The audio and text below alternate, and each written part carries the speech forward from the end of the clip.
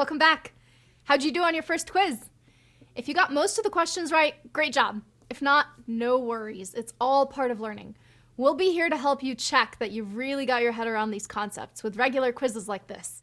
If you ever find a question tricky, go back and review the videos, and then try the quiz again. You want to feel super comfortable with what you've learned before jumping into the next lesson. Remember, take your time. I'll be here whenever you're ready to move on. Okay, feeling good? Great, let's dive in. In this course, we'll use the Python programming language to demonstrate basic programming concepts and how to apply them to writing scripts. We mentioned that there are a bunch of programming languages out there. So why pick Python? Well, we chose Python for a few reasons. First off, programming in Python usually feels similar to using a human language. This is because Python makes it easy to express what we want to do with syntax that's easy to read and write. Check out this example.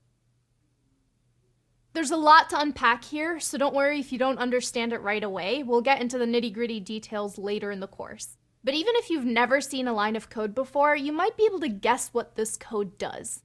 It defines a list with names of friends and then creates a greeting for each name in the list. Now it's your turn to make friends with Python. Try it out and see what happens. Throughout this course, you'll execute Python code using your web browser. We'll start with some small coding exercises using code blocks, just like the one you experimented with. Later on, as you develop your skills, you'll work on larger, more complex coding exercises using other tools. Getting good at something takes a whole lot of practice, and programming in Python is no different. We recommend that you practice every example we share in this course on your own. If you don't have Python installed on your machine, no worries. You can still practice using an online Python interpreter. Check out the next reading for links to the most popular Python interpreters available online. Now, I'm sure you're wondering, what the heck is a Python interpreter? In programming, an interpreter is the program that reads and executes code.